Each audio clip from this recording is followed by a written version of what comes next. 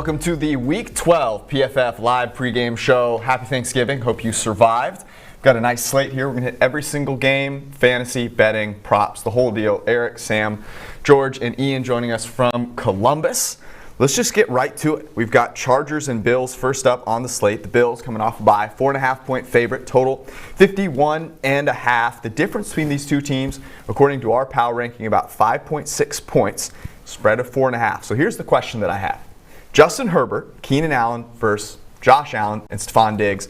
Who has the upper hand? Can Herbert and Allen keep up with those two? Yeah, not only that, but Shane Steichen, the offensive coordinator for the Chargers, fifth best in our ranking. They've done a pretty good job with kind of, I would say, an also-ran offensive line. Injuries, obviously, to Mike Williams, to Austin Eckler at times. So they've been a good offense, and only 13% of Herbert's dropbacks have been negatively graded. So he's had a great season. I'm not quite going to give them the edge here, but I think it's pretty close with John Brown being out. I'm really curious to see what game plan Buffalo comes up with defensively to try and slow down Herbert, right? Because Miami is the only team that's really done anything to slow him down at all. He's got a grade of basically 80 against teams that aren't Miami and a grade of 51 against the Dolphins. Buffalo's defense couldn't be further from Miami in terms of what they do schematically, in terms of even the horses that they have. But there's a game plan there to try and slow him down. I wonder what elements of that they're going to try and steal to stop Herbert's run. I mean, the interesting thing here is that the weather now, 17-mile-an-hour winds expected throughout the game. I look at both these teams, no Casey Hayward, no Melvin Ingram. I like the over because I think, wow, both these quarterbacks have been hot. They're going to throw it all over the yard. Are you looking at the wind and John Brown being out as your reasoning for going under? That, and I don't think there's going to be as many turnovers as people believe in a game between these two guys. I mean, we talk about Allen. Allen has fewer negatively graded plays than Herbert does, and Herbert's been very good at limiting them. He does have a few more turnover-worthy plays, but a lot of the things that the Bills do are, Allen on the ground, Allen being efficient underneath. Those are things that keep the clock moving, and I don't think there's going to be that many turnovers, to your point, with all the talent being out in the secondary. I think this game plays a little bit under, with the wind, with everything like that. And, both of the teams have sort of struggled at times converting, especially Buffalo, the last time we saw them against Arizona, converting in the red zone. Field goals after long drives are very conducive to things under, totals in the 50s or so. Yeah, be interesting. You don't want to put a steak dinner on that, though. No. Okay, we have a steak dinner bet coming up soon enough. Happens to feature a team very close to where we are recording right now. Ian, coming to us live from Columbus, Ohio. Hope everything is well over there. Hope you had a nice Thanksgiving. I got to start you off with this. Couple of passing games here that overall have been really beneficial for fantasy owners. If you look at these two passing games, where are the quarterbacks, where are some of the top receivers in your rankings this week? Yeah, I got some start-sit questions this morning with both Josh Allen and Justin Herbert. It's a great problem to have. I have Allen as my QB4 this week, Herbert as my QB6. Any Chargers game is just having points flying the scoreboard pretty much over the past 2 months. Their last 7 games have produced point totals of 69, 57, 68, 61, 57, 50, and most recently 62. So Keenan Allen, Stephon Diggs, and then particularly with John Brown out, Cole Beasley, Mike Williams, we can honestly fire up all these guys. But even before having Casey Hayward out of the picture, this was not a defense that was able to slow down anyone at full health, maybe, but that's just not the reality we live in right now. I will say Austin Eckler, he can be treated as a top 10 back right away, I think. With Kalen Ballage banged up himself, this is the best case scenario of Chargers offense we could have ever hoped Eckler would be walking back into if we look back at kind of what we were thinking in August with Ty God and having this, rookie quarterback we didn't know much about. Eckler's coming back to less competition than he ever has, and arguably the best addition of this Chargers offense that he's played in. Immediate top 10 back, and once we know for sure his health is right, immediate top 5. You are with me on points being scored in this game. Look, both these guys have cannon arms. They're going to be able to throw it through the wind. I don't know if you are aware of that, Mr. Eric Eager. And that aligns with a couple of props that I have here today. So the first one, going to get you started off here with Keenan Allen. Over 7.5 receptions. He is Justin Herbert's first, second, third. Well, actually, he may have another top target now. I don't know if you guys have noticed this, but all good things for Justin Herbert. Keenan Allen's going to be the guy on the field that's going to get the vast majority of the targets. So over 7.5 receptions, plus 115. And then Justin Herbert feeling a little confident. It just came out that he has a smoke show girlfriend. So he's going to scamper for over 15.5 rushing yards in this one. Those are the two props to get us started off. All right, next up. Titans and Colts. Titans are number 10 ranked team. The Colts are number 6. The spread here, Colts favored by 3, total of 51.5. I have a statement I want you guys to agree or disagree with. Ryan Tannehill, better quarterback, getting points. Yeah, this is correct. I mean, Rivers has had a great season. His negatively graded play rate is pretty low, only 11.7%. That's lower than the two guys in the last game, in a game that everybody thinks is going to put up points. The issue is on the other side of the football, there's just explosive players everywhere. Corey Davis is 7th in the NFL in yards per route run among wide receivers. Like, he's finally living up to what Steve Palazzolo once deemed him, which is a future Hall of Fame wide receiver. A.J. Brown is 14th with not a too shabby 2.22 yards per route run. So these are two explosive players. My issue is the denominator there has been atrocious. Like, they don't throw the football as much, and then these guys don't run that many routes. If they increase the number of pass attempts that they have, they could be a really explosive offense. So hopefully they learn from the past few weeks where they haven't been all that effective running the football and have had to turn to Tannehill, who's been awesome this year, leading the league in positively graded play rate. If they do that, they win this game outright, not only cover the 3. It's one of those statements that feels right, but is it? Oh, Ryan come on. No, here's the thing, right? Phillip Rivers, they each have 3 single-game PFF grades above 80 this season. Rivers has 2 more that are right below 80, 78, 79. Tannehill does not. Rivers has actually been better than we think he is. It's just that it looks awful. This shot put arm when he's old, and every now and again, late to the flat, just shot puts it out to a defensive back who brings it back for 6. It's ugly. It doesn't look good. It's not confidence inspiring. But Rivers has actually been pretty good most of the season. And if he has another one of those games, I think there's a reasonable chance he is actually the better quarterback in this game, or at least right there with Tannehill, and not a clear differentiator between the two. The Colts, though, can he keep up with the Titans if the Titans play a good offensive game? They have no DeForest Buckner. He's on COVID list. Bobby Okariki's out. And it was a team that last week gave up 28 points in the first half to the Packers, who, Matt LaFleur is on that Tennessee Titans sort of tree, right? So they're going to, I think, struggle against the Titans offense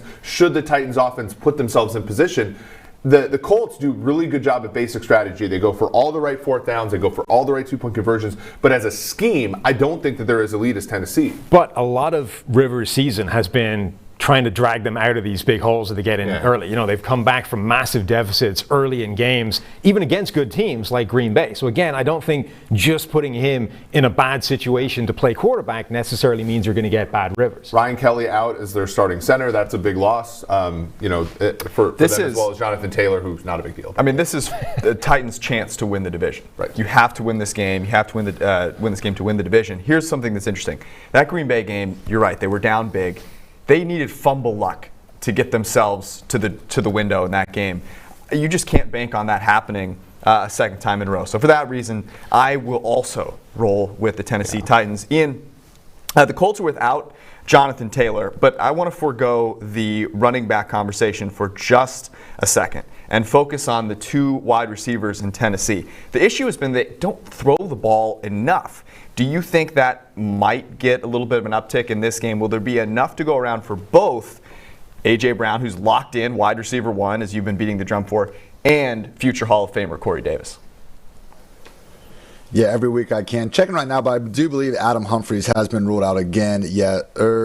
Yeah, he will not be returning today. So with Adam Humphries out, it does make things that much easier for Corey Davis and A.J. Brown to be splitting things really right down the middle, which is what they've done all season long. They've played 8 games each, and this year Corey Davis has 55 targets, A.J. Brown has 59. They've actually been really similar in receptions and yards. Now look, A.J. Brown's a better wide receiver. We all get this. He scored more touchdowns, but Corey Davis this year has been the PPR wide receiver 30 on a per-game basis. That's ahead of guys like C.D. Lamb, DJ Chark, T. Higgins. And look, I mean, yeah, to you guys' point, I think Corey Davis is starting to become that guy we're all hoping he could be. Just a situation, like Brashad Perryman, some other guys over the years, where once we see it not come to fruition over 2 or 3 years, we get a little bit impatient with it. And unfortunately for Corey Davis, right when we were starting to get behind him a couple weeks ago, he had that week 8 goose egg or whatever against the Bears that kind of forced us to get him back into that wide receiver 4 territory where he's been for the better half of the last few years. But no, I mean, look, A.J. Brown's in his starting lineup, so I think Corey Davis can be started with confidence as well. I have him right now, ahead of guys like Darius Slayton, Curtis Samuel, Travis Fulgham. him. And yeah, even if he's not going to give us the super boom type ceilings that A.J. Brown probably will, you look at Corey Davis, and other than that goose egg, awesome floor all year long. So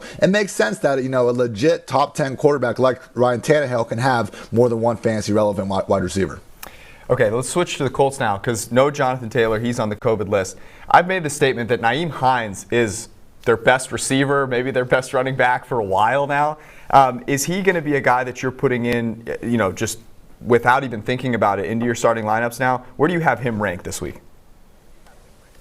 I think he certainly deserves it over Jordan Wilkins. We saw him last week. Actually start Nyheim Hines for the first game all season. Now, he didn't exactly run away with the job, and they got right back to the three-back committee that Jonathan Taylor ended up being the hot hand member of, so that's why kind of the snap and touch distribution got thrown off. But Hines has been the best back in Indy really this whole season as a receiver, and to your point, I think probably as a rusher as well. So I think he'll probably get first chance ahead of Jordan Wilkins. Both guys should be involved, though. They both crack my top 30. I do have Hines ranked higher as RB23. I have him ahead of guys like Ronald Jones, Raheem Mostert, James White. Wayne Gallman, Kenyon Drake, guys like that I can feel a little bit more sure about, getting those 15 carries from. I'm more fine with that, but I see points, flying on the board for both offenses. And when we see the Colts getting anything resembling negative game script or just a situation where Rivers needs to keep his foot on the gas, usually that ends up being a Nyheim Hines game. So, if you got multiple top 20 backs, okay, we can talk, but Hines is definitely a solid start option this week.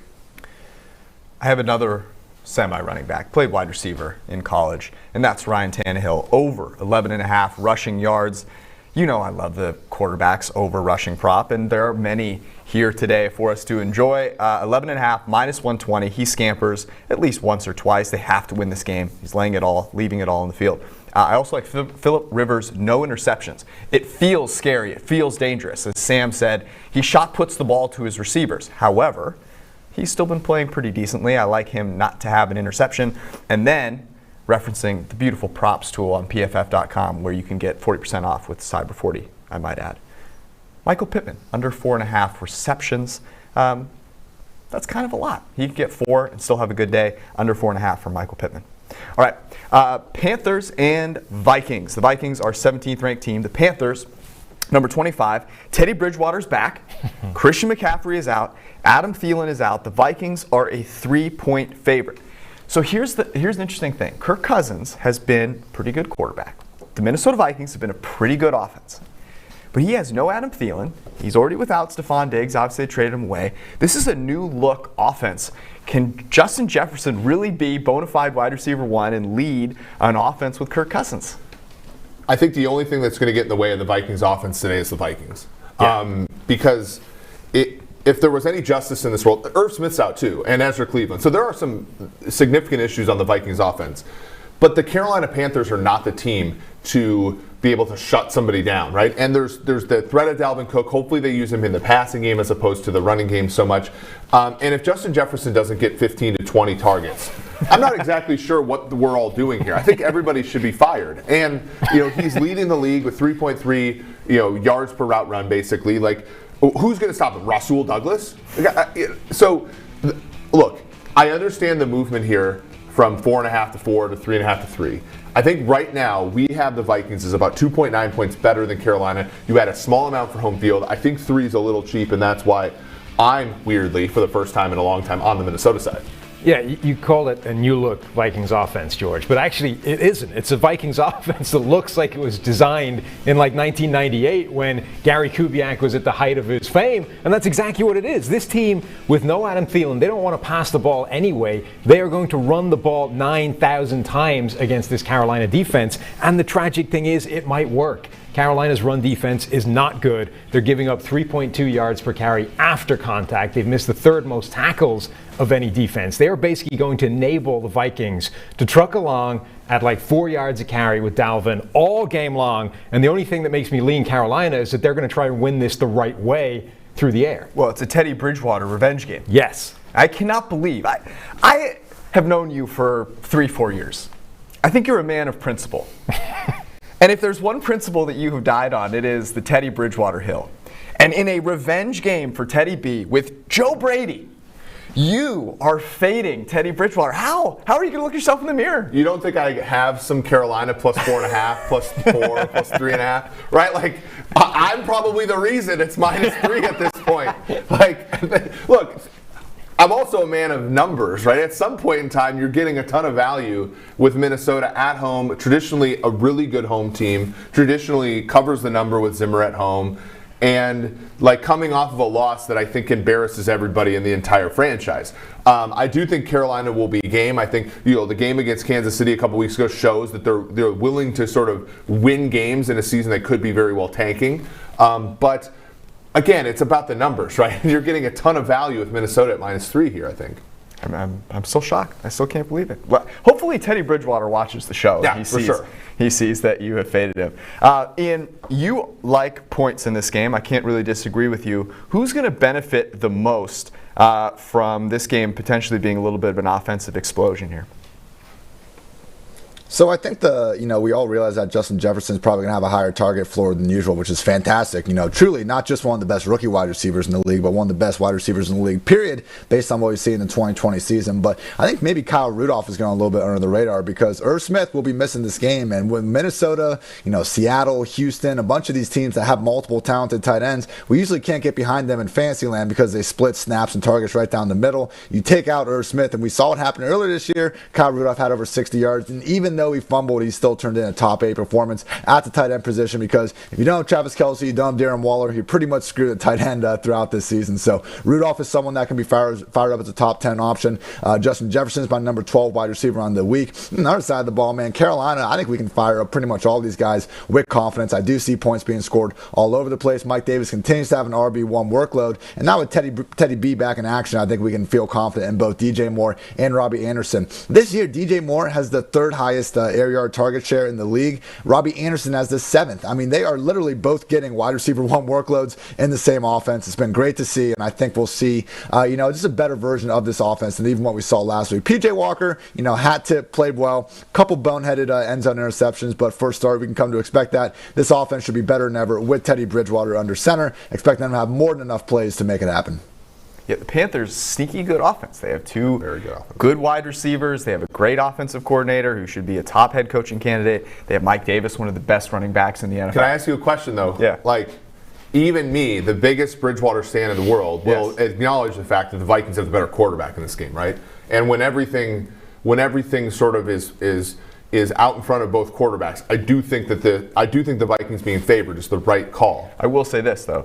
The difference between Kirk Cousins and Teddy Bridgewater can be made up for simply by scheme. And I have so much more faith in Joe Brady than I do whatever the hell they're doing in Minnesota. And that's the whole point about the consternation folks have with Cousins. It's exactly what you said. The difference between Cousins and Bridgewater is, $15 million? But it also is easily trapped by something that's not under the salary cap, which is how much you pay your offensive coordinator.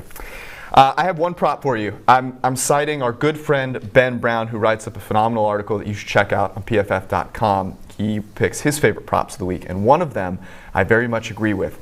We just talked about Kirk Cousins, over 225.5 passing yards. He's still got to throw it to somebody, and as Eric mentioned, Justin Jefferson, Rasul Douglas is not going to hold him down. Of course, you can check out all the props we like on PFF.com. All right, we've got one more. We like to close it out with a game that we can move quickly through. Cleveland Browns, Jacksonville Jaguars is going to suffice there. The Jaguars are a 7-point underdog with Mike Glennon and no one else. Who else is playing for the Jacksonville Jaguars? The Browns, a 7-point favorite on the road with Baker Mayfield not really playing that well. It's not what I expected to see in 2020. So if Baker can't play well here, is there any hope for him ever in the future? I'm going to stick my neck out here, I think, in this game. And go with Cleveland over 13.5 first half points. This is really funny to think about, but the last time Cleveland played on the road was over a month ago. It was October 25th. That was the game in our town here in Cincinnati. Odell Beckham Jr. tears his ACL. They've had 3 home games and a bye since. All 3 home games had weather. And so you had 17 points in the Houston game, 22 points in the Oakland game, and 39 points last week against Philly. We have not seen Cleveland play a normal offensive game since they lost to Odell Beckham Jr. That's the thing I'm most interested about in this game. Yeah, the answer to your question, though, is no. Like, if Baker can't show up in this game, forget about it. You might as well write off his future in Cleveland and move on because it's not happening. It's actually amazing how badly he is playing. We were all set to write him off as a disaster a year ago. He's playing worse now, but the Browns are 7-3. They're winning games, so nobody really notices. He's our 26th graded quarterback in the NFL. But isn't the point, though, that like he hasn't played a normal, like the last game he played in with no weather, and granted it's the Bengals, but like he Right. dominated that game without supposedly his number one receiver. Like the last 3 games, I'm thinking you throw that data out, especially like the Raiders game. He actually played great. His team let him down. Like, I'm going to wait until this game and say, okay, this game's going to tell me a little bit of information about the rest of the year. The big problem, though, is that you're right. Weather games, definite asterisk on those games, but you also kind of have to throw out the Bengals games for just being too easy a situation. You know, those games were none of them matter. primed. None of the games matter. So Season starts today. We're running out of games for Baker Mayfield to beat mean the anything. Titans at home, and the Titans are a top 5 offense according to a lot of things, right? I'm thinking about like the way Cleveland likes to play football is conducive to the weather they've had the past few games, and that's why we've seen Baker basically do nothing for 3 weeks straight. I don't know. I said we were going to move quickly, so I lied. Here we go. Ian, break down the running back situation in this game. Obviously, James Robinson is a surprise. I'm assuming he makes it pretty close to your top 5-ish this week. What are you doing with Nick Chubb and Kareem Hunt?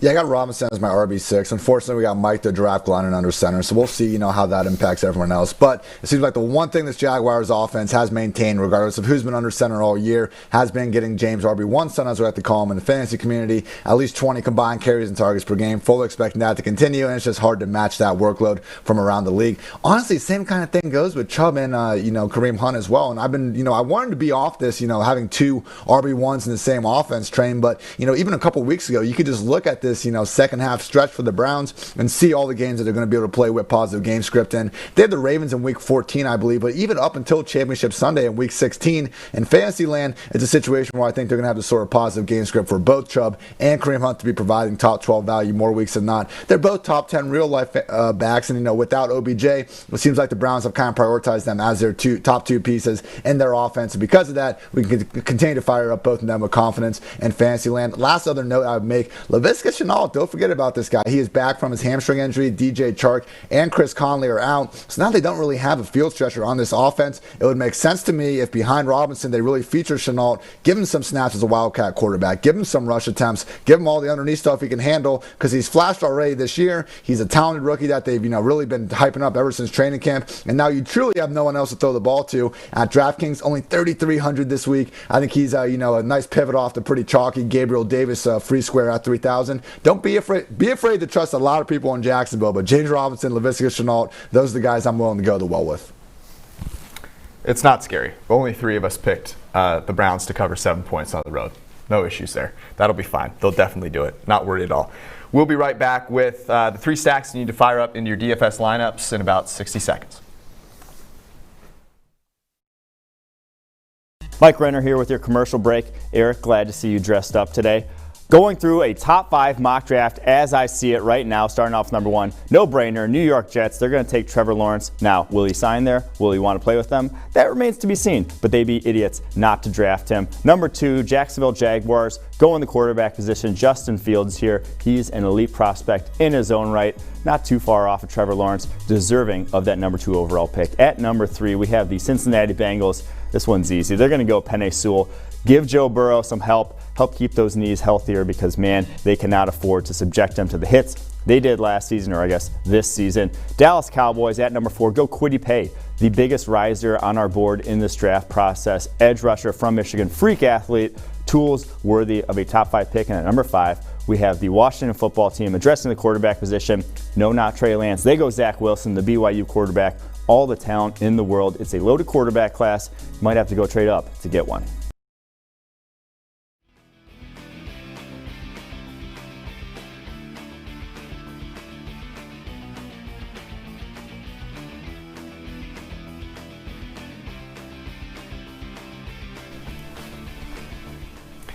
Each week, our friend Ben Brown writes up his favorite stacks of the week, and his goal is to find some stacks that might have some players that are popular individually, but when the stack is comprised, is one that is going to be very seldom owned in the tournaments that you might be playing on. We're going to start with probably the biggest game, the best game of this week, which is Kansas City and Tampa Bay. And looking at this stack with Tom Brady, Antonio Brown, Chris Godwin, and then your boy, as you call him, T, Travis Kelce, there at number 4. Yeah, Travis Kelce is the best tight end in the NFL. In this game, you have Sean Murphy-Bunting and Devin White have combined to give up 100 receptions this year on 117 targets, over 1,000 yards. Like, he's going to roast today. And then you look at Kansas City. Last week the issue was Darren Waller, right? And the fact that he was athletic enough to sort of move around the middle of the field. That's not going to be the case with Gronk, right? Gronk is basically as fast as any of us here. So for me, going against this Kansas City defense, it's going to be Brown, it's going to be Godwin, it's going to be the wide receivers against corners that I just don't think have any juice there for the Chiefs. You claiming that any of us are as fast as Gronk, I want no part of. I'm not as fast as Rob Gronkowski. Next one is, this might be my favorite here, which is the Raiders and the Falcons game, because the Falcons can't cover anybody. Derek Carr playing really well this season. Derek Carr, Darren Waller, and Calvin Ridley. Julio Jones been ruled out for this game, so it's Calvin Ridley or bust for the Falcons. Well, I know Todd Gurley either, which is going to make the Atlanta Falcons a lot more efficient offensively, based on not wanting to shoehorn the former MVP candidate carries. So Ridley's obviously a guy that you probably want, especially at that price. Waller showed last week, how good he can be. I think the only concern is that the only places Atlanta is good defensively are those, Deion Jones, Keanu Neal, the interior, Foye Oluokun, those guys. But I think that also makes him a little less likely to be owned, especially given what we just talked about with Travis Kelce being the preferred choice against the Tampa Bay Buccaneers. And this last one, maybe slightly lower owned. The wind in Buffalo might be something that people are scared off from. Justin Herbert, Keenan Allen, Mike Williams. We know Keenan Allen is his number one guy. Mike Williams, big play potential. And then Stephon Diggs. Look, Casey Hayward is out. There's no one that is going to cover Stephon Diggs. Yeah, I know John Brown as well, which is going to, I think, funnel some of the deeper stuff and some of the underneath, some of the screen type of stuff that John Brown would do. All of that goes to Diggs in my estimation. And then I think the secret's out that Buffalo doesn't have a good defense, but there are some pretty smart people I know that like the under in this game, and that way if you want to pivot to more scoring, you're kind of going to go away from some of the sort of the way that the market's moved. I mean, this thing opened at 54.5. It's now 52.5. So, if you want to look at something that might be less owned than you think, this is a good game. We have a steak dinner on the line on one of the games coming up. We've got Cardinals Patriots as well, and then we're going to talk some Jets in about 60 seconds.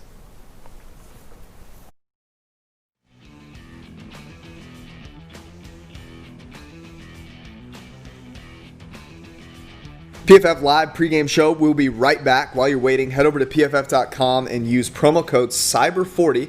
With any subscription on the site, you will get 40% off. That includes PFF Edge, which gives you access to PFF player grades, plus all of the written content and all of the fantasy rankings and projections, fantasy strength of schedule, wide receiver cornerback matchup, the whole deal. Then you can get PFF Elite, which gives you access to the PFF props tool and the PFF betting dashboards that have projections for spread, total, and money line for both NFL and college games. That's my personal favorite because I love the props tool and it's pretty darn awesome.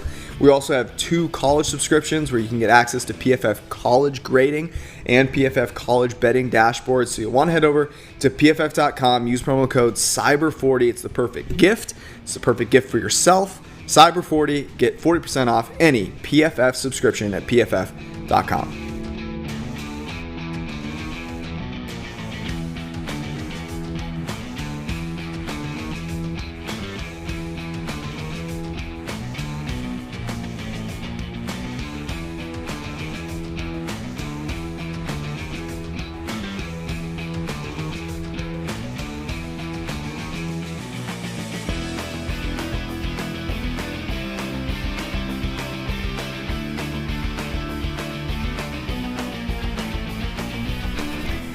We're back, about 60 minutes to kick off. This is the PFF Week 12 live pregame show. By the way, if you are looking for maybe an early Christmas gift for yourself or someone else, head to pff.com, use promo code CYBER40, get 40% off any subscription, both college and pro.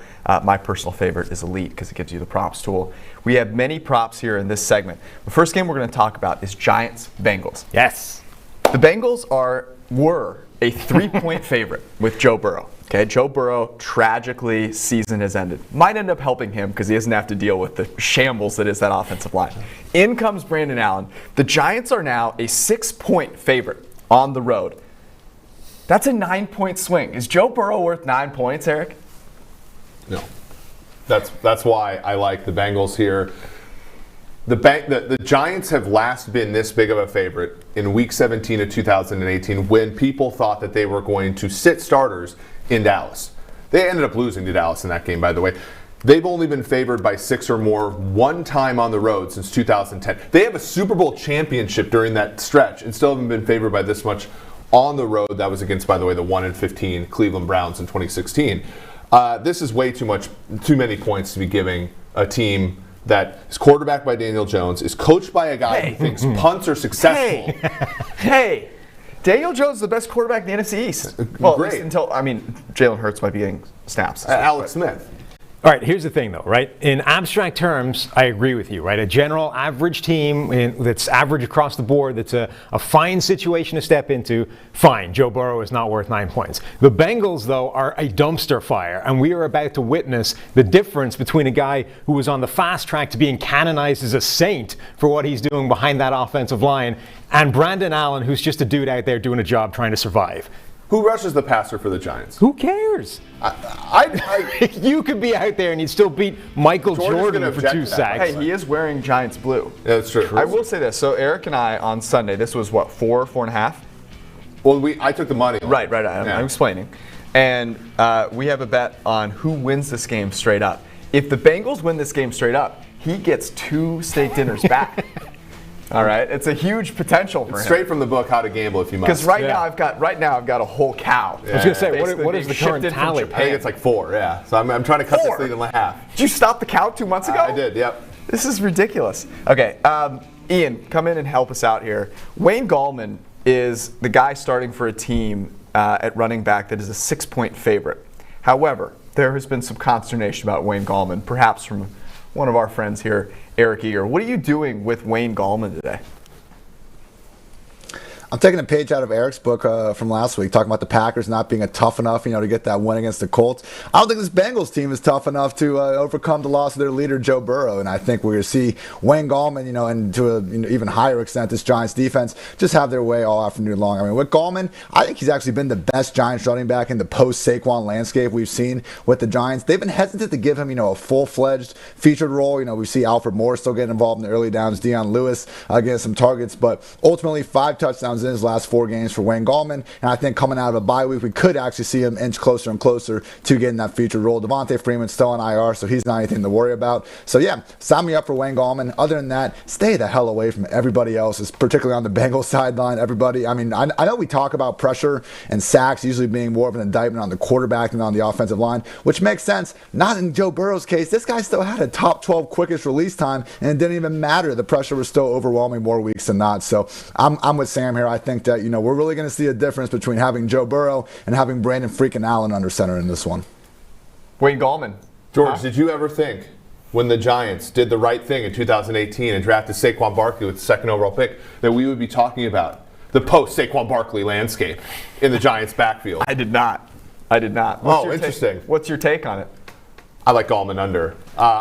It's not for the same reason that I like the Ballage under. I don't think Gallman sucks, but By the way, that hit in one of the sweatiest ways. So you get 17. Yeah, it was perfect. It was exactly how I said it would get. He would get carries and suck, or not get carries, and either way, under. But this one, I just don't think. I think the prop was 14.5 carries. Like that, if you think about that, you multiply that by 4 or 5. Like it's right on that number. I think they're probably going to try to distribute it a little bit, or in a situation where the Giants are trying to pick up these wins, these mini trophies during the season, maybe they go to Daniel Jones more to throw the football against a team and sort of rack up statistics and rack up a big game. So I like Gallman's under here. Yeah, total, the current line, 60.5 rushing yards. If you go to the PFF props tool, we have some value there at minus 125 on the under. I'm not going to argue with that. I have a couple of very sweaty bets for you. Okay, so you want to watch this. Say you are locked into watching this game. You're in the Cincinnati area. You have to turn this game on. Brandon Allen, no interceptions, is plus 165. I've already bet it. Yeah. How do you want to enjoy this game? I mean, there's no other way to feel on the edge of your seat. Maybe you'll have to stand up. You might have to lay down. You might have to cry. You'll have to do a lot of things to get through this. It could end very quickly, in which case you can just go, make some lunch. Good on the Bengals for starting the better quarterback today, by the way. And then Daniel Jones, over 232.5 passing yards. The Cincinnati Bengals do not present much in the way of a defense here. And there are some weapons there. Darius Slayton can make some plays. I think the Giants could have some success as an offense as they are en route to getting me another steak dinner, courtesy of the doctor. All right, let's go to the Cardinals and the Patriots in New England. The Patriots are a small underdog here, just 1-point underdogs. The total now up to 50.5. It was below 50. That gave me some confidence in the over because the Patriots have been a pretty good offense of late. The key matchup here, though, has got to be DeAndre Hopkins against Stephon Gilmore. If you have to pick one side of this, who is it and how does that impact which way you would go on this bet? I think collectively the New England Patriots defense will probably do a decent job against Hopkins. They've always done a great job of matching up against the best receiver. It might not even be Gilmore in this case, right? Because we've seen over time, like back when they had Logan Ryan in the Super Bowl against Julio, like they almost always put like their weaker corner on the big receiver, bracketed without Larry Fitzgerald, without much of a tight end. Like that's going to restrict what Arizona can do. I actually think when you think about the best matchup in this game, it might be the young rookie Isaiah Simmons out of Clemson now playing more and more and more against Cam Newton in the run game, for New England. It's funny, I wrote after the Thanksgiving game that with no Nuke Hopkins in Houston, Deshaun Watson has actually become a better quarterback. Weirdly, I think Hopkins might actually be a better receiver without Deshaun Watson as well. Not because of any difference in the quarterbacks, but I think the scheme in Arizona is better for him. It's less like just heave it in his general direction when he's blanket covered and hope he can make a play. And he's actually got more space to work with. His work after the catch is massively up. Broken tackles, just generally more space with that spread system and more room to work with. So I kind of like Hopkins, even if they try and cover him with Gilmore all day long. I think they'll bust some tackles. Yeah, I mean, it's interesting. You mentioned that. Stephon Gilmore was asked who he was covering. He goes, you guys know. Now that would be perfect. But that's like Belichick. That'd be quintessential Belichick to lead people into the. Jacoby Myers, by the way, top 10 receiver in the NFL in yards per route run right now. Like Cam is generating almost 24% more passing yards per every air yard he has. Like this has been a good offense. And Arizona's defense, even with Simmons coming back, coming into form, and with Budda Baker on that side of the ball, not the best defense in the world. I do think over is probably the right play here. Yeah, it was Patriots +2, +2.5. I really like that as a teaser leg. Now down to 1, you're not getting as much value. You're not crossing over 7, which is a bummer. If it gets back out to 2, 2.5, might be an opportunity to tease it, even potentially with the game we're going to talk about next, which is Dolphins-Jets. Before we get there, though, we mentioned Larry Fitzgerald is out. Whenever you see a guy like that who is out, you wonder who's going to get those targets. And my question for Mr. Ian Hartitz is, will it be Christian Kirk? Will he bounce back? What are you expecting from him? Where do you have Kirk ranked this week? Yeah, I love Christian Kirk this week. I think some people are really expecting Andy Isabella to just one-for-one kind of replace Larry Fitzgerald in this offense. And I don't know. Look, I love Andy Isabella as much as the next, lonely fantasy analyst out there. But we have Keyshawn Johnson, other guys in this wide receiver room that Cliff Kingsbury just seemingly likes as much, if not more, than Isabella. So to me, Kirk is the one that we could really see have a bounce-back week. He has, that outside field stretcher, kind of boomer-bust role as it is. And we've seen back-to-back busts. And, hey, maybe they do end up putting Gilmore on him. To Eric's point, we've seen them play with the coverages, sometimes against the Chiefs, similar. They don't put Gilmore on Tyreek Hill. They bracket him. So maybe we see something like that. But if not, I think it's a matchup that Kirk can win in a big way. I know Gilmore's been out this year. J.C. Jackson has a lot of picks, but this has not been a Patriots pass defense that we've been used to seeing in terms of limiting big plays. They have the league's single worst explosive play rate allowed through the air this season. Kirk's the big play guy with the Cardinals. I think the Patriots can put up points, but I think the Cardinals can put up points too. And if they're going to be creating big plays, with all due respect to DeAndre Hopkins, I don't know if he's going to be able to have one of his, higher range of outcomes game in Gilmore's potential coverage. And because of that leads me to Christian Kirk being the guy that could really benefit. On the other side of the ball, Rex Burkhead being out is actually huge, I think, for James White. We've seen really ever since Rex came to New England in 2017, when he's out of the picture, James White just has a massive role. I mean, with Rex Burkhead playing, White's had 5.3 targets per game, 11.3 PPR points. Without Rex, that goes up to 8.6 targets and 16.6 PPR points. So I know different offense with Brady 80 versus Cam, but even last week we saw season high, snap rates for James White after Rex was out of the picture. So in a game that should be a lot of points and kind of force the Patriots to lean on the pass game more than they've had to in recent matchups, I think James White could have a underrated game, and for that reason he's on the borderline RB2 range for me. Yeah, James White right now, reception prop is at 4.5. A little bit of value there, plus 125. I could see that being an opportunity to make a little bit of cheddar. Also, his rushing prop just 11.5, which you figure they're going to have to bring him out there and run the ball at least once or twice, and they won't expect it. He'll scamper, maybe a little 12-yard run is all you need. But I think my favorite one here is Kenyon Drake, over 7.5 receiving yards, because they want to get him onto the field. They're probably going to have to check down a little bit because of Bill Belichick's coverage scheme. Ben Brown is with me on this one, by the way, so I feel a little more confident there. And then here's one that I went to a couple weeks ago that I'm going back to, and that's Kyler Murray, under 1.5 passing touchdowns. His shoulder's a little banged up. I could see him scampering for a touchdown. You also know about the good coverage that the New England Patriots will employ. Maybe they try and get Kenyon Drake, feed him a little bit. Under 1.5 passing touchdowns is plus money at a lot of books, so I would go grab that. Okay, the Dolphins and the Jets. No more Joe Flacco. No more Tua. It's Fitz and Sam Darnold. I look at that and I go, okay, I now feel maybe a little more confident about the Miami Dolphins. And I feel way less confident about the New York Jets because they're facing a defense that's similar to the New England Patriots, but they play a ton of cover zero. They actually do it really efficiently. And that was the last time that Sam Darnold saw ghosts.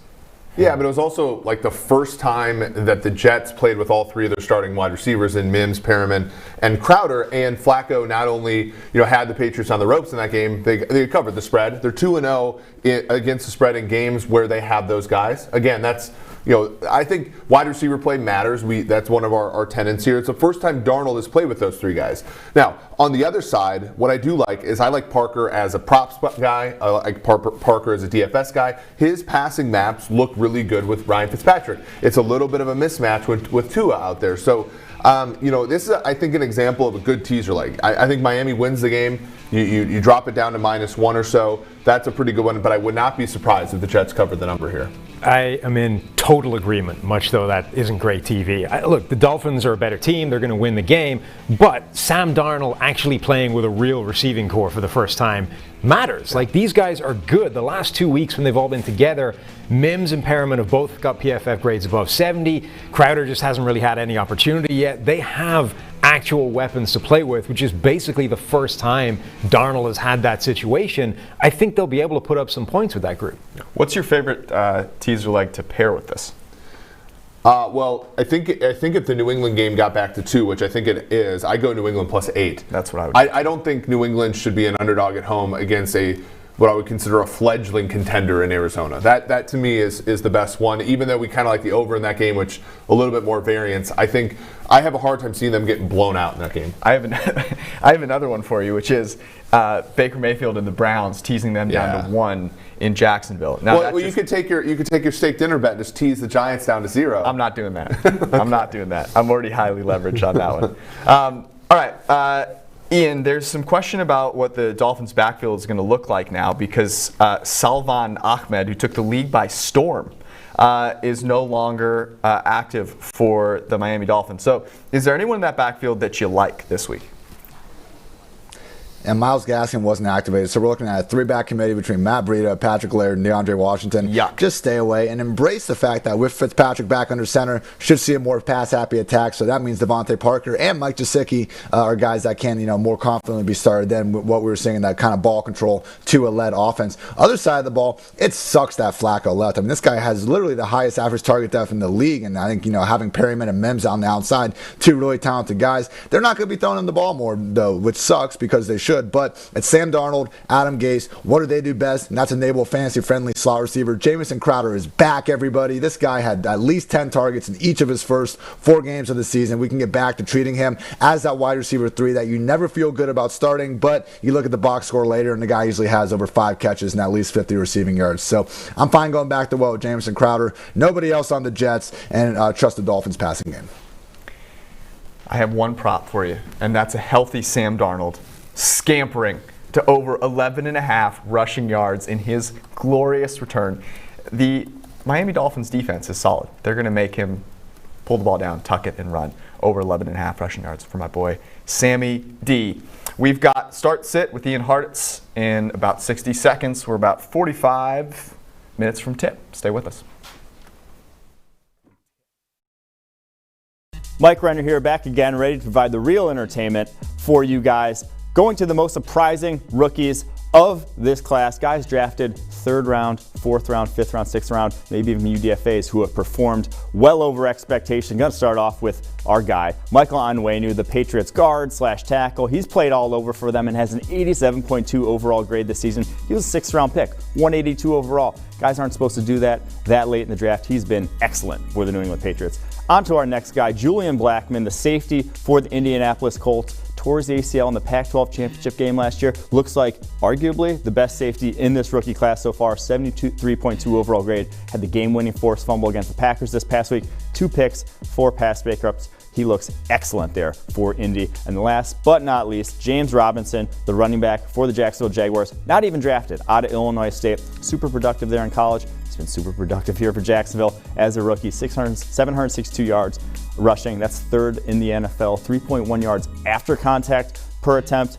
Is there a difference between him and Clyde Edwards-Helaire, the 1st round pick? When you watch tape, not that big a different one. Not that big a one. George, Eric, they're going to love his.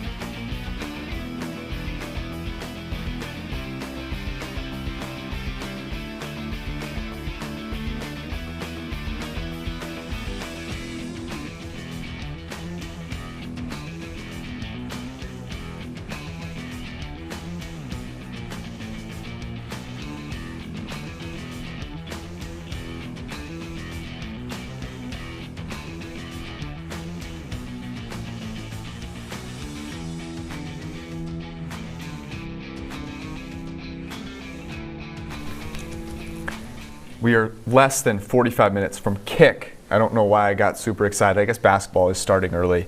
There is college basketball going on. I'm going to try and make up some excuses. I also watched Wedding Crashers on Thanksgiving night, so tip was on the mind.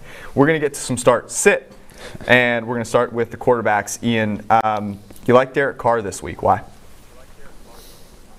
Got to. He's facing the league's single worst defense in fantasy points per game allowed to opposing QBs. That is the Atlanta Falcons. And Derek Carr, to his credit, biggest knock we ever had in the guy was his, unwillingness to throw downfield, not the fact that he couldn't throw downfield. Since getting Henry Ruggs back in Week 5, he has been a top 10 quarterback in deep ball rate, ahead of guys like Patrick Mahomes, Josh Allen. Derek Carr, airing the ball out in 2020. It's crazy, I know, but we can actually start to get a little more trust in him as a fantasy quarterback because of that. Baker Mayfield, not so much. Maybe Baker has a super efficient game, but we've seen him have very efficient games that just lead to, roughly 200 passing yards and a touchdown or two, because this Browns offense is pretty much the AFC version of what the Minnesota Vikings are doing, but they don't have the same talent under center or a wide receiver, and because of that, we don't see them make the most out of their seldom few pass game opportunities the same way we see in Minnesota. It's Nick Chubb and Kareem Hunt. Maybe Jarvis has enough efficiency to get going in this one, but there's just not enough volume on the table to trust Baker Mayfield regardless of the matchup. That pains me because I'm being forced to start him in a 2-quarterback league where I lost Joe Burrow. It's okay. I'll get over it. One thing I will not get over, though, is Melvin Gordon being on your sit list this week. I'm so sorry, man. I got to keep doing it to you. And this really goes for Broncos as a whole. I mean, just including the wide receiver portion in this. Originally, I was thinking maybe not Devontae Parker, but having Fitzpatrick back this week, he's more reasonable. Kendall Hinton, I got to freaking get this names right. Kendall Hinton, then the Broncos, new starting QB who's got the wide receiver eligibility. All sorts of start-sit questions. Look, if you're desperate and you don't even have a top 40, 45 option, then okay. But guys like Michael Pittman, Jalen Reagor, start these guys over Kendall Hinton. The Broncos Broncos literally petitioned the league to try to get an assistant coach to be their quarterback instead of this guy. Just because he threw a couple passes at Wake Forest, a couple years ago, doesn't mean he's someone that we should expect to have any level of success against a legit NFL defense. So, my answer for Hinton, for Melvin Gordon, for Judy, for Philip Lindsay, for all these Broncos is the same. No. Don't do it, people. On a lighter note, with the running back position, I do like the idea of starting James White. Mentioned some of his on-off splits with Rex Burkhead before, and I see this Patriots-Cardinals game being a situation where they're facing a little bit more negative game script and have to throw the ball. And then in terms of a start, Allen Robinson is anyone's idea of a stud. We do not sit our studs, people. Maybe Jair Alexander is on him, maybe not. Trubisky, we know that's been a bit of a roller coaster. You play Allen Robinson because he has been the only diamond in the general, trash dumpster of the Bears offense all season. The one thing they have consistently done is throw him the ball, even if it's not quite the 15 or so targets he should be deserving. Still looking at double-digit targets, and because of that, with a talent like A-Rob, find a way to get him in the starting lineup. At tight end, you've got our boy Kyle Rudolph. I assume it's got more to do with Irv Smith not being in there than it does transitioning to the Christmas season, right? You are correct. Good one, George. Thank you. With Kyle Rudolph, too, I think because of how good Irv Smith has been, in his flashes that we've almost wanted to kind of write off Kyle Rudolph. I don't think so, man. This guy randomly has some of the most swaggy, one-handed catches in the league over the past 2 years. I don't exactly get it, but Rudolph, not washed. Now with all this extra opportunity without Irv Smith in the picture, he's a legit top 10 tight end for me this week. Jordan Reed is someone I'm not quite as willing to trust. Okay, he's in that tight end 2 range. If he scores a touchdown, he'll be fine. But I just think with this 49ers offense, we made the same mistake a couple weeks ago with Jerick McKinnon. We can't just look at it in terms of, okay, Kittle's out, and that means Jordan Reed's going to get the same role he had earlier in the year with Kittle out. No, that was also a time, Raheem Mostert was banged up, Deebo Samuel was out. I look at the 49ers offense more in terms of, what's the playmaker rankings in Kyle Shanahan's notebook, because this is one of the few offenses where we can assume rational coaching because Kyle Shanahan is a wizard. And I just think in this game, Deebo Samuel and Raheem Mostert are going to be at the top. Jordan Reed's going to be the number 3 option at best. So he had a nice little boost in snaps, in his second game back as opposed to the first game back. Still not someone that they're looking to consistently play anything near an every down role. So 49ers offense with Nick Mullins, we know they have this lower floor than usual. And again, I just don't think Reed is really as high up in the overall pecking order as he was, earlier in the year when he had that nice game against the Jets. All right, I have one more for you because I'm the host, so I can ask you a personal start-sit question. Joe Burrow, as I mentioned, I was heavily invested. He's out. So here's my situation. I've either got Ryan Tannehill or Ryan Fitzpatrick as my second QB this week with Kyler Murray. Who should I go with? I'll go with Tannehill. I think he's earned it. I understand it didn't go great against this Colts defense the first time they squared off, but we've seen Aaron Rodgers, we've seen Matthew Stafford, we've seen guys go for 300 plus and 3 scores against this Colts defense. It might not be easy, but we take DeForest Buckner out of the picture. All of a sudden, I think we could see this front seven be a little less dominant, and when you take away that, kind of elite part of their defense, I think they're a little bit more mediocre than people might realize. Secondary could be exposed, so gotta give up the Tannehill, man. Fitzpatrick, hey, maybe he does have one of those revenge game-induced boom weeks, but still think Tannehill has earned borderline QB1 treatment over with his play over the past 2 seasons. It's in a dome. Tannehill's the GOAT. I'm with you. That's where I was leaning. I just needed a little confirmation. So we both agree. That means it'll definitely go the way that we expect it to. I've got a very special segment coming up for you people here. We are going to talk about the number of starting quarterbacks this week that are worse than Jameis Winston, courtesy of our boy Eric Eager. We'll be back in about 60 seconds. You do not want to miss this.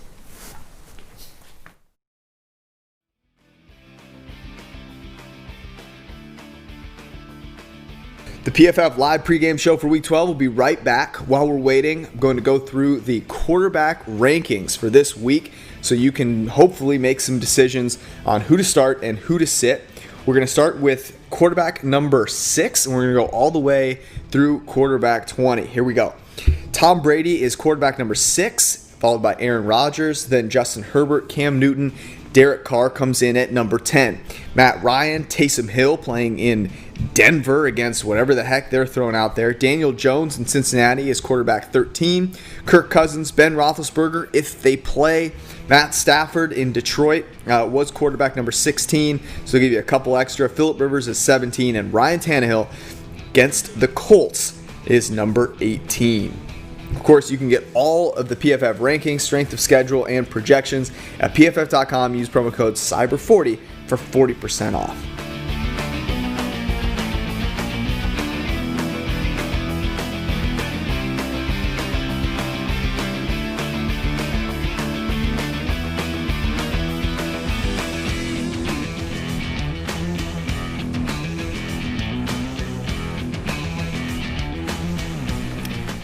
Just about 35 minutes from kickoff in Week 12. We're going to talk Raiders and Falcons here before we get to the segment that I promised you, which you do not want to miss. But we've got to warm ourselves up here. Raiders and Derek Carr facing the Atlanta Falcons. No Julio Jones in this one. No Todd Gurley either. It's funny to see the reaction to no Todd Gurley just a year after people would have freaked out about Todd Gurley not playing in a game. It now doesn't matter nearly as much. The Atlanta Falcons are a 3-point home dog. So that means that the Raiders are getting a bit of respect here. Are the Raiders for real? Sure, but not today. And by the way, C.J. Anderson in the house? Is still in the house? I don't know. Like we could totally use him here. No, I like both the over and I like Atlanta +3 here. The Raiders are a team that I think deserves a decent amount of respect, but I think they're not good enough to be laying a full field goal on the highway, on West Coast to East, like all these things. Tough game against the Chiefs, a letdown spot. We're buying Atlanta at the very bottom. We seem to buy them at the very bottom every freaking week. But that's every week. I'm on the floor, sweating, crying, tears, blood, the whole thing. Yep. You just can't bring yourself to respect Derek Carr. That's what we're talking about. No, I respect the hell out of Derek Carr. He's the fifth lowest negatively graded play rate in the league. Just not enough to actually go with him at any point. Like, here's the thing, though. After the first 3 weeks of the season, Derek Carr is the number 2 graded quarterback at PFF. Only Deshaun Gruden's Watson the 4th best play caller in the NFL. I has get a it. better grade. This is the Derek Carr that he was on his way to being before that ankle injury in 2016, and then just never got back to those kind of heights. I don't know if he's actually going to become that player or if he's just in an incredible vein of form, but I'm willing to entertain it at least at Assume this home field point. advantage is 1 point. Do you think that the Raiders are like 3, 4? You add in the letdown spot. You add in the unfamiliarity, all that kind of stuff. You think that they're that much better than the Falcons? They should be laying this many points. I think they're in very similar places right now, except they have an offense that's actually firing on all cylinders. The Falcons are missing Julio Jones. I think that's enough. I mean, we all know the Raiders are going to come back and win this game and go for 2 at the end and win by 1, and you still get to go home happy if you're a Falcons backer here. Going home happy and betting on the Falcons have not existed in the same universe. They have been divorced for a very long time. It's been very sad. By the way, Derek Carr has been phenomenal, and I think something that gets lost in that game against the Kansas City Chiefs, he played better than Patrick Mahomes did. His team really let him down. Patrick Mahomes' teammates did not, and obviously ended up winning the game at the end. Jonathan Abram, I don't know what you're doing, buddy. Nelson Aguilar has been a guy that has been a beneficiary of, well, I guess according to Eric, Henry Ruggs running deep down the field, and Derek Carr throwing the ball really accurately down the football field.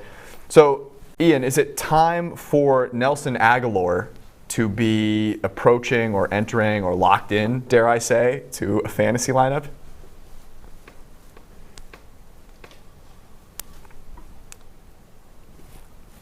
Might have some technical difficulties with Ian. Opposing passing games. There he is. You'll have to start over. Per Nelson, what Nelson Aguilar likes to do, he likes to go completely mute for certain times during his career. So that was your Nelson Aguilar moment. Now that he's back, he's been resuscitated. Where does he rank? Where do you have him this week? Makes sense, man. Yeah, he's a boom or bust wide receiver 3, and he's really been this ever since about week 3 when he got into the starting lineup in the first place. The concern was that once their rookie Brian Edwards came back, would that take Aguilar off the field? And no, it's amazing because Brian Edwards had more hype than a non-first round rookie wide receiver than pretty much anybody going to this year. But Nelson Aguilar has stolen that hype and stolen that job, and Henry Ruggs can't even get targets over him as well. So we've seen the duds. Week 8, Aguilar had a goose egg. Week 10, he only had 8 yards. But other than that, he has scored in every single week since week 4. So again, he's had those 2 duds, but plenty more booms along the way. Like Derek Carr isn't the same guy we saw in past years. Neither is Nelson Aguilar, and we got to give him the benefit of the doubt in this matchup. And I'd also say, look, Josh Jacobs is someone that's always going to be in your starting lineup. I get that. He's definitely locked into your starting lineup. But with Jalen Richard out of the picture again with this illness, we saw last week where Jacobs actually had 10 snaps as a pass blocker. Devontae Booker just 1. Didn't exactly turn to targets, but we've been hoping for Jacobs to get this 3-down role really ever since he came out of college last year. They've been hesitant to give it to him, but with Richard out of the lineup, it seems like they are willing to go with Jacobs. So, DFS land, I know a lot of people are focusing on these passing games. Might be a nice little contrarian move to just go heavy with Josh Jacobs, because we know anytime the Raiders put up a lot of points, wouldn't it be all that surprising if Jacobs is the one accounting for most of the touchdowns. I'm staying away from the pain of betting on the Falcons against the spread. Instead, I'll be let down by the fact that they won't score any points and the over somehow will not cash. However, you mentioned Josh Jacobs. I like him as one of the props in this game, which is Josh Jacobs over 15.5 receiving yards. You mentioned Rashard being out. He is definitely capable of catching the ball and rumbling for over 15.5 yards after the catch. And here's the thing, the Atlanta Falcons, they're going to be very amenable to that. They love to allow people to catch the ball and run with it. That's their MO. Okay, it's the time we've been waiting for. Saints-Broncos. There's really nothing to break down in this game. This game is, if you are looking to find value on this game, may God be with you. You know something we don't. Broncos are 15.5-point underdogs at home with a practice squad wide receiver playing quarterback. And then on the other side, the Saints are in week 2 of Taysom Hill. So, practice squad wide receiver playing quarterback. So, what do you even know about this game? So I want to do something a little bit different, which is, okay, Jameis Winston is not playing this week. How many starting quarterbacks are there in the NFL this week that are worse than Jameis Winston? I think you can actually look at a number of games where both quarterbacks are worse. Bengals, Giants, both quarterbacks are worse than Jameis. Daniel Jones? Browns, Jaguars, both quarterbacks are worse than Jameis. Dolphins, Jets, both quarterbacks are worse than Jameis. Saints, Broncos, both quarterbacks are worse than Jameis. So now we're at 4 games. So 8 quarterbacks, where both quarterbacks are worse than Jameis. Obviously, the Niners, Mullins is worse than Jameis. So that gets us to 9. Bears, Trubisky's worse than Jameis. That gets us to 10. And then Eagles, Carson Wentz / Jalen Hurts was worse than Jameis. So that's 11 quarterbacks. You haven't seen Jalen Hurts yet. Okay. And then Tuesday Night Football, our boss, Chris Collinsworth, RG3 is worse than Jameis, and he's starting on Tuesday night. So we're talking a dozen quarterbacks in the NFL are worse than Jameis Winston today. And there you have it. That's our analysis of Jameis has to sit out this the game Saints and the Broncos on this side of things. I think most of are passing, but Sam, are you willing to take 15.5? Just for fun. I mean, Just for fun? 2020 is an agent of chaos, and I am here for the idea of a game that doesn't feature a quarterback on one side of the ball. You can get more than even money if you bet the under parlayed with the Saints money line. That to me is like, if you want a degenerate-ass bet, that's the bet to have. All right, there is some fantasy impact here, though, because as an Alvin Kamara owner, Ian, I'm a little nervous. I'm curious what the heck is going to be going on here. Do you believe that what Taysom Hill did last week is what they'll try and do this week? And how does that impact the rest of the Saints players? Because there's a lot of them that people are relying on this week. Yeah, it's very, very frustrating to see kind of what Kamara was rendered to last week. It was like Taysom Hill was more or less replacing kind of the things that Kamara was providing this offense. And that's because, at the end of the day, people were kind of gushing over Taysom Hill and how he looked like, at a minimum, an average quarterback that could lead an offense. Like the 24 points the Saints scored tied their season low mark. Like we've seen in past years, when Kaepernick came in for Alex Smith, when Dak came in for Romo, they at least provided like a new element to the offense that the previous quarterback just wasn't capable of doing. In this case, it feels like the Saints are worse off with Taysom under center because they're not getting the most out of Kamara like they were before. To not have a single reception man all game, I know it's not going to happen again, and they'll design some screens and all that, but truly, I think, when Breeze, when things aren't going great in the course of a play, he's doping it down. When things aren't going great for Taysom, he starts running around like a chicken with his head cut off, and he's going to chuck it downfield before he throws it short to Kamara. So it works out when they got a lead, and they probably will this week because they're not facing a freaking quarterback on the other side of the field. But it is concerning moving forward. Alvin Kamara has been someone that was literally having a 2019 Christian McCaffrey as season. Now it's a question of will he actually even be able to keep this gaudy reception pace, and that is the whole reason why he's been so valuable in fantasy land. Latavius Murray's getting double-digit carries per game. We're not on Alvin Kamara because he's this ungodly efficient rusher. He's a very good running back just with the ball in his hands on the ground, but it's that receiving upside that's made him a fantasy football cheat code, particularly in full point per reception format. So you're not benching him, but this will be another good test to see what this receiving floor is going to look like for Kamara moving forward, because if we see anything close to what we saw again last week, we're talking about a guy that could struggle to even stay in the top 10 as long as Taysom Hill is under center, and that's something I never thought we would see with Alvin Kamara. Yeah, it's feasible that you could be someone that has, say, you picked up James Robinson and maybe Mike Davis, and then you're maybe in a little bit of bind. But even there, you have Kamara as running back talent. That differentiator there is a little too much, man. Stop it, okay? Alvin Kamara is different, as I've said many times on this program. But you're probably still not benching Alvin Kamara because none of those guys have the swagger that he does. I have a couple of props here that I kind of like, but because this game is so crazy, bet these at your own risk.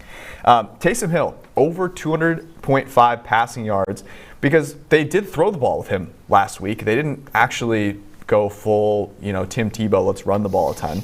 So I think maybe they throw the ball again. It's plus money, over 200.5 passing yards. And then under 50.5 rushing yards for Taysom, because give the ball to Alvin Kamara, please. Thank you. Appreciate it.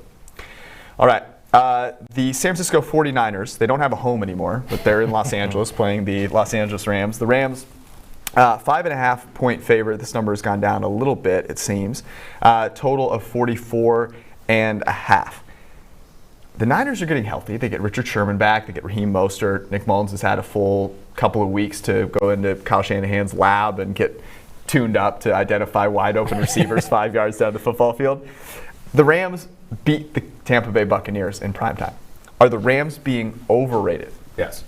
The right side here was always San Francisco. You could have got it at 7. Now it's 6.5. I think we're even seeing below 6 now. And that I support that movement. I think the Rams are coming off of a short week. The Niners are coming off of a bye. Byes are always more overvalued when it's the home team, undervalued when it's the road team. And both of these teams, so the Niners are a good bet. The best bet in this game, if you look at how the teams both do in the scripted plays, the best bet in this game is over 9.5 first quarter points. Like, both teams are going to score in the first quarter. And after that, much like we saw with the Niners the last time they played against the Saints, all bets are off. But I do think that they sustain themselves a little bit better here than they have in previous games with Nick Mullins. I'm very conflicted on this game. I think that a big part of my analysis, a couple of weeks ago, was that the Rams, we didn't really know anything about them yet because all they'd done is beat up on the NFC East and nobody else. Now they've actually beaten some good teams. Their defense is absolutely legit. They're allowing the lowest passer rating in the NFL into their coverage, 82.4. On the other hand, is there an offense that matters less against than the 49ers, where the entire thing is designed to generate yards after the catch? It's not even, they're not running routes into coverage. They're actually designed to avoid that entirely. So I kind of wonder if it matters at all and if the 49ers will actually put up points in spite of it. Yeah, I mean, total of 44.5 is not giving a lot of credence to Kyle Shanahan and Sean McVay's offensive brilliance. I think that's an interesting one as well, obviously being played indoors. And, the Nick Mullins shade just absolutely will not stand. Brandon Ayuk is a guy that is inactive for this game. So, Ian, that sets up Deebo Samuel, it would seem, to come back and reestablish himself as the number one guy in the San Francisco passing offense. Does that translate into someone that you're starting in fantasy this week? Where do you have Deebo ranked? Yeah, he's my wide receiver 32, so I understand if he's, you have better options. But I saw him starting him ahead of guys like, Juju Smith-Schuster, Tyler Boyd, Jarvis Landry, Sterling Shepard, Cole Beasley. Because I think Deebo just has a little more upside in this 49ers offense as Kyle Shanahan's likely number one playmaker that he's going to be trying to get the ball to. I mean, you look back at their last matchup, and Deebo had, I believe it was 95 yards after the catch, but only 66 actual receiving yards. I mean, even if they want to try to stick Jalen Ramsey on Deebo in shadow coverage, which I don't think they will, I mean, just the way that they get him the ball with those pop passes and screens, it's just not really something that one individual defensive player can even prevent because of how well I think it's schemed up a lot of times. So Deebo is someone that will get those, 6-inch pop passes that for some reason give you an entire point and point per reception formats. We got to take advantage of that. So feel good about Deebo there. He should also get a couple rush attempts in this one. And also Raheem Mostert is back, and I am firing him up as a top 24 option at the position right away. Just think, out of all the running backs we've seen in San Francisco, he's been the best one all year long. And, even if he's just somewhat close to 100%, which I don't think, if he wasn't, he would even be out there. I think Kyle Shanahan will find a way to get him 15 plus touches. Those are the two main playmakers in this offense right now. They need all the help they can get. Rams passing game looked really good against Tampa Bay Buccaneers. A lot of that was that they were attacking a really weak interior of that coverage unit for the Bucs. The Niners figured to have a little bit more strength there, better in the slot, better at linebacker with Fred Warner. Has that changed at all how you're viewing the passing game options for the Los Angeles Rams? Yeah, I'm sure Goff won't be quite as efficient or anything, but it's just we have more volume finally. It took until week 6 to see Goff throw the ball more than 32 times in a game, and this wasn't just because they were running out with these massive leads and stuff. It was just more of a ball control, run first offense. Similar to the Steelers, I think we've just seen more of a transition in recent weeks with the Rams throwing the ball more. And last week, again, to see those 51 pass attempts in a game, they were pretty much controlling from the first half on. Great news for both Robert Woods and Cooper Kupp. Both guys have been playing great this year. I mean, they really haven't missed having Brandon Cooks there to help stretch the field. Josh Reynolds has done a pretty good job of that. Van Jefferson to a lesser extent. But yeah, now that we have, the potential for 8 to 12 targets at least per game again for Kupp, for Woods, we can get back to treating them as, the top 15 options that they've been for really the better part of the last 3 years. The only thing that was kind of keeping them out of the top 20 just for small stretches throughout this year was that lack of pass game volume. Seems like it's back in the matchup. Even if the 49ers are a super well-coached team, I think we've seen them when they face, a little bit more talented of an offense, a little tougher for their, backups to stay ahead of things. So, hey, Richard Sherman's back. Maybe they do take a step up, but I have enough respect for Kupp and Woods that if the volume's there, we can start them with some confidence. The DFS upside play of the week, your helicopter pick of the week, will be up next. We are about 20 minutes from kickoff. Stay with us. We'll be right back. Mike Renner here again, lead draft analyst at PFF, taking you through the biggest breakout players in the NFL so far this season. I'm not sure anyone has broken out harder than Jaire Alexander, cornerback for the Green Bay Packers.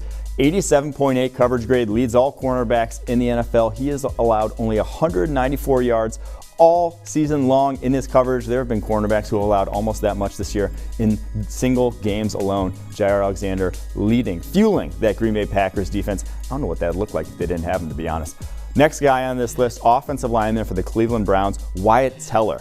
Such a breakout that he was given up on by his first team, the Buffalo Bills, who drafted him, traded to the Cleveland Browns this season, the highest graded guard in the NFL, 95.6 overall grade, only 5 pressures, and 9 big-time blocks, the highest graded blocks in our system. Yes, that's 3 more than Quentin Nelson, who's in second place. He's been excellent. Last but not least, a guy who didn't even get his 5th-year option picked up by the Denver Broncos. It's Garrett Bowles at left tackle. Been superb for them this year. Only 9 pressures allowed after allowing 31 last season.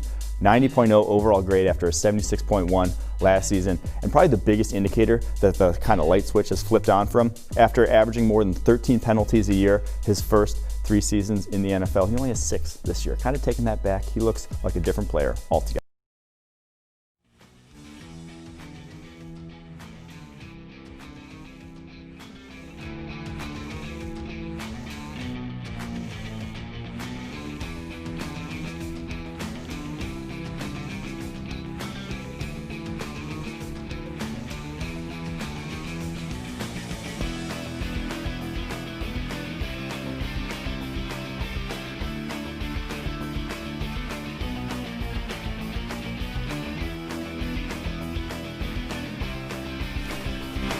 Some players that people might not have fired into their DFS lineups that could be a lineup or tournament winner, I should say. Ian Hartitz with 5 players, less than 10% ownership, not in the top 5 in terms of total price for those guys. Start us off, Ian. Who do you like this week?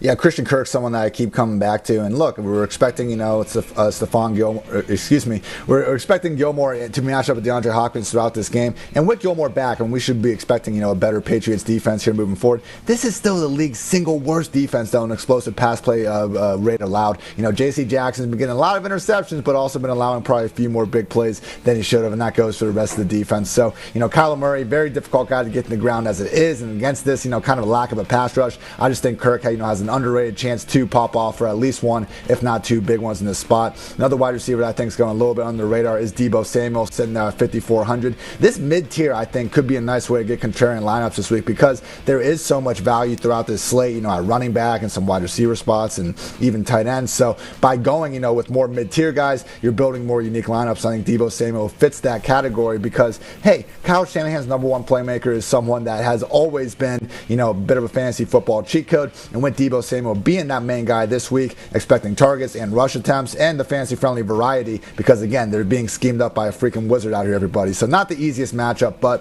I think Deebo, in the way he'll be used, a little bit more on the outside of the Rams defense, shouldn't have to deal with Aaron Donald in the teeth of that unit. Last wide receiver I love this week is Laviska Shenault. Low price of $3,300, everybody. I cannot stress enough, unless you're game stacking, that Bills-Chargers game, I think pivoting off of Gabriel Davis sitting there as a chalky 3K to Laviska could make a lot of sense. You take away Chark, you take away Conley. Similar reasons why I like Deebo. I mean, we just got to look at offenses as a whole, not necessarily just a position group. And behind James Robinson, I just don't know who the Jaguars are even going to be looking to get the ball to. So, Mike Glennon, I get it. It would not be surprising at all if he finishes under 200 passing yards, but he's at least competent enough to exist in the 1 to 2 seconds that it'll take to get Laviska the ball. Also have plenty of opportunities for running back snaps or even some of the Wildcat like he used to do at Colorado. Finally, I love Wayne Gallman at the low price of just $5,000. No Devontae Freeman. We got Alfred Moore stealing a little bit early down work. Deion Lewis stealing some pass down work, but complete smash spot, I think, against a Bengals defense that isn't a unit that we fear anyway. And I just think not having Burrow there, we're going to see a defense have to be on the field more, not getting the same, sort of benefited out from their offense. And hey, maybe they keep things a little bit closer than the Vegas lines are expecting, but truly, that 9-point swing sure seems like a situation where the Giants should be able to play with a bit of a lead, and because of that, could turn to a Wayne Gallman game pretty quickly. So Gallman, stacking them with the Giants defense. It's a surprisingly not, being projected as all that high of ownership. I think it could be, a big way to separate yourself in tournaments. Famous last words. The Giants playing with a bit of a lead in a game they should win. We'll see how that happens here in Cincinnati in about 20 minutes. That's how long we've got till kickoff. We've got a couple more games to talk about, and there's some good ones. So you'll want to stick around. The PFF pregame show for Week 12.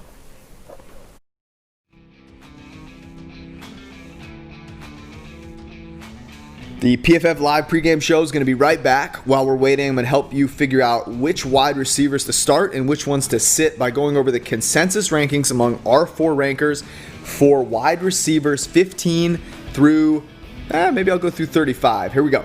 DJ Moore's at 15, Allen Robinson, Robbie Anderson, Brandon Cooks, Marvin Jones, and then Deontay Johnson at 20. 21 is Amari Cooper, followed by Mike Evans, Robert Woods, Antonio Brown. Devontae Parker is 25th.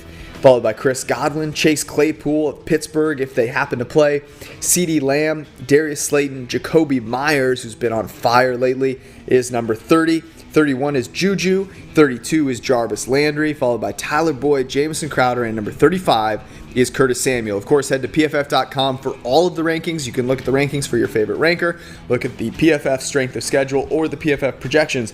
With the PFF Edge subscription, use promo code CYBER40 to get 40% off that subscription or any other PFF sub.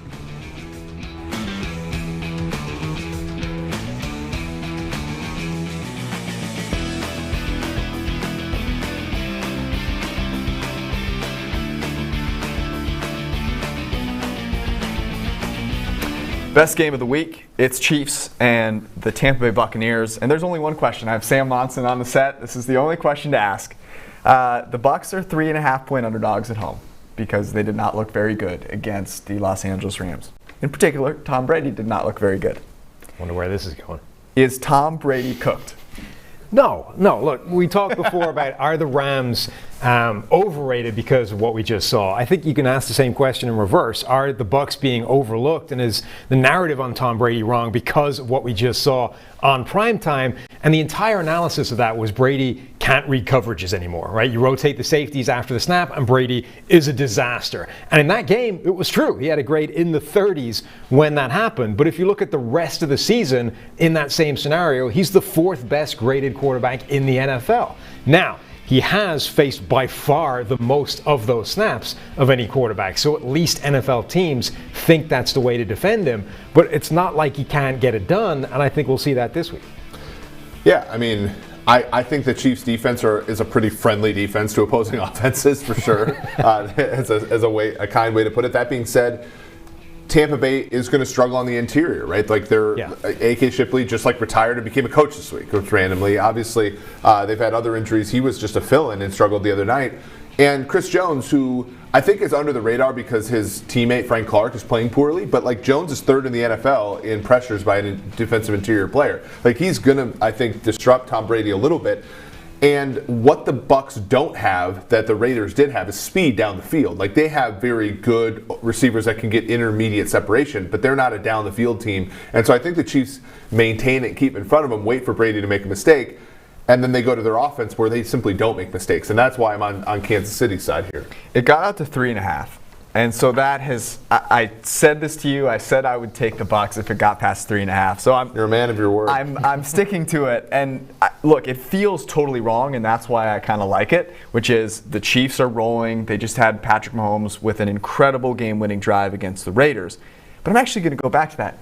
They needed an incredible game-winning drive to beat the Raiders. Okay, the Raiders are great, but like it was only a few weeks ago the Tampa Bay Buccaneers are they the best team in the NFL? Like the Oakland Raiders have not even approached that yet. The Las Vegas Raiders have not even approached that yet.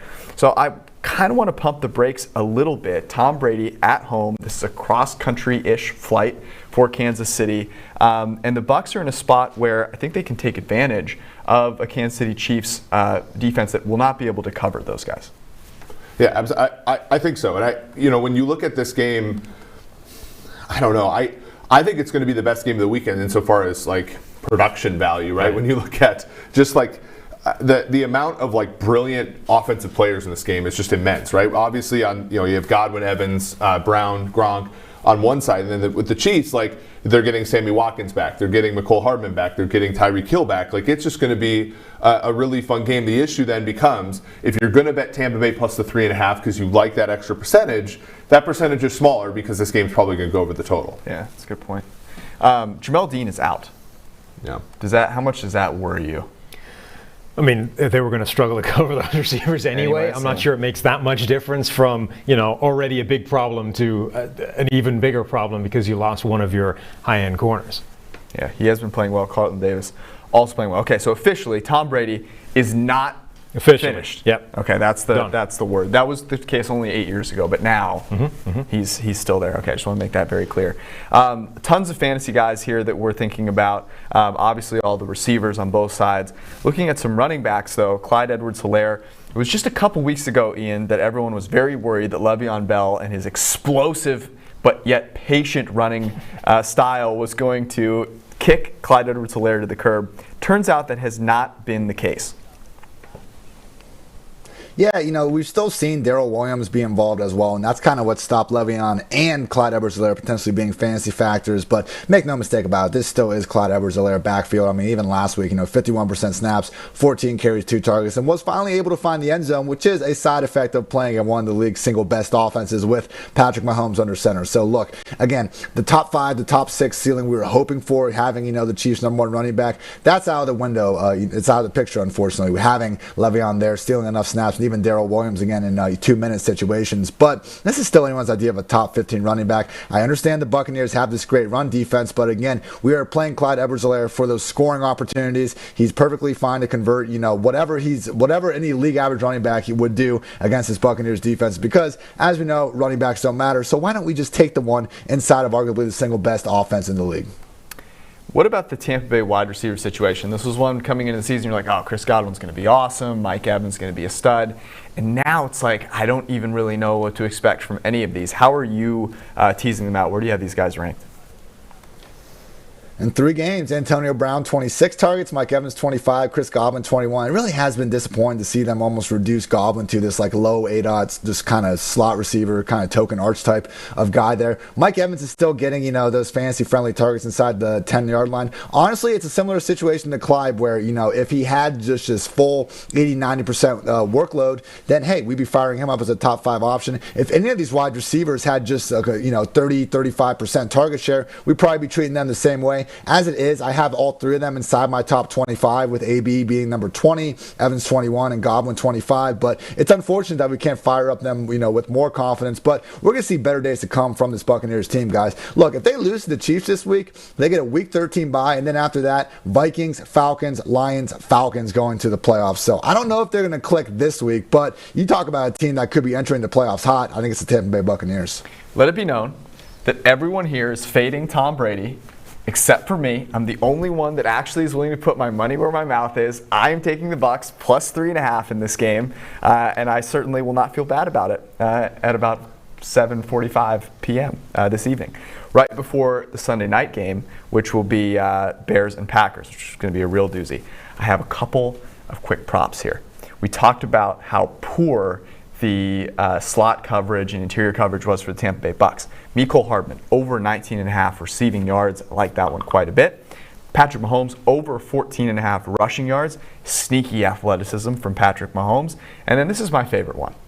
Leonard Fournette, under 2.5 receptions. Did you see the guy try and catch the ball last week? If not, go refresh your memory and then go bet him to catch less or fewer than 2.5 passes. If they are still leveraging him as a pass-catching back, there's no hope for Tampa Bay if that is the case. Speaking of no hope, the Chicago Bears playing the Green Bay Packers in Lambeau. The Packers an 8-point favorite, total of 44. Mitch Trubisky is now the quarterback. And shockingly, that gives me some faith. Does it give you guys any faith? Maybe enough to just take the Bears as a huge underdog? Yeah, the Bears are the right side in this game. And it's moving away from them a little bit, which you might be able to wait until Sunday night when everybody has lost their bets and they're degenerating on the Packers and it gets to 10. But this is the right side. I mean, Mitch Trubisky, if he, his positively graded play rate is second in the NFL only to Ryan Tannehill if you lower the snap threshold.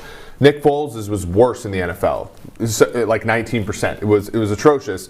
At least, obviously you're going to get some good and bad with Trubisky, but you're going to get good, and we never saw good with Foles other than the random game against the Falcons where he came in. So I like the Bears side here. I'm going to hold my nose and make it more of a defensive play where I think their defense is not only very good, but also they can cover, and the Packers have one guy that can cover. And, the Bears, I think, will open it up with Trubisky here, and it'll be, better than people think. I mean, honestly, it doesn't matter which one of them is starting a quarterback. They're basically the same guy.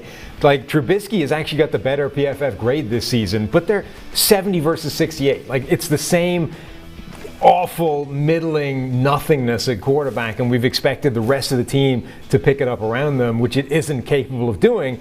But, Trubisky can run. Trubisky's a threat on the ground. He's close enough. He also doesn't care, right? Nick Foles tried to maintain pretenses against the Vikings on that Monday Night Football game. And, I don't think, what does Trubisky have to lose? Exactly. Nothing. Literally nothing. And so I think he'll have he won't have a good game in this game, but he won't make them go 3 and out so much that they can't win this game, or they can't, stay close to this game. We'll cover the number. Total is just 44, one of the lower scoring games projected for this week. We just talked about the Bears' passing offense.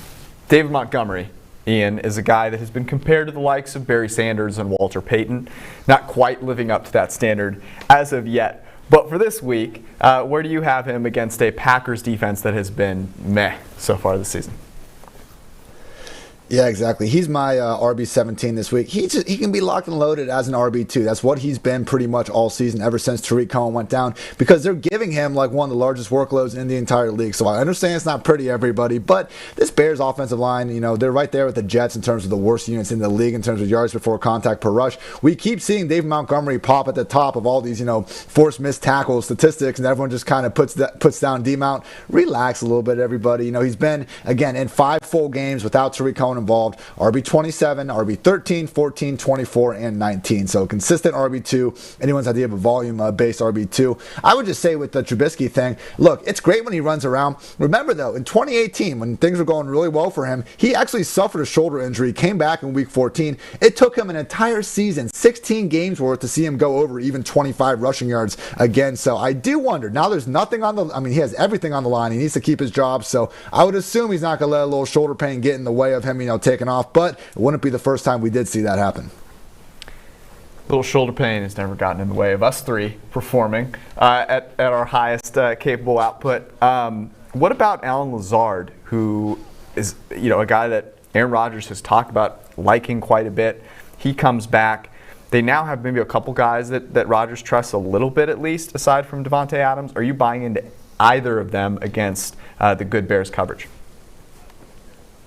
I think Lazard is someone that could end up being, an upside wide receiver 3 more weeks than not here moving forward. To your point, yeah, Rodgers loves this guy. Last year, Lazard went to the Rodgers household for Thanksgiving. Haven't quite found out if that happened again in 2020, but could be the last bit of crucial information we need on the topic. But I just think that, throughout the season, Marquez Valdes-Scantling, his role hasn't really changed as that field stretching option. They brought in different guys to try to be Lazard, Equanimeous St. Brown, Shepard, a couple guys like that. But I just think, Lazard, when he's healthy, he's out there as, their true number 2 option in the passing game. Last week was his first week back from the IR. They said they were going to ease him in. Still played over 60% of the offensive snaps. So I think we see him get back to a full-time role. And this week against the Bears, a little bit tougher matchup. I understand if you don't want to go back to the well now, but he's someone where if you see on the waiver wire, get him now because, it could be as early as week 13 that we're talking about him being a recommended start. Alrighty. If you want to enjoy this week 12 to its optimum potential, go to pff.com, use promo code CYBER40, and use the props tool all day long, and enjoy your week 12 as best you can. Hopefully all the games get played, but most importantly, we hope everyone stays healthy and safe. Have some fun. We'll see you guys.